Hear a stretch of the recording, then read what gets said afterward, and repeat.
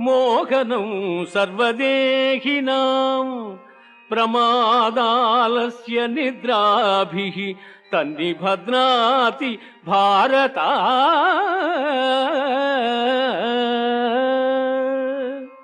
అర్జున, అజ్ఞానము వలన పుట్టునది తమో గుణము. అది సర్వప్రాణులను మోహింపజేయునది. ఆ గుణం మనుజుని ఆలస్యముతోనూ అజాగ్రత్తతోనూ నిద్రతోనూ బద్ధుని చేయును.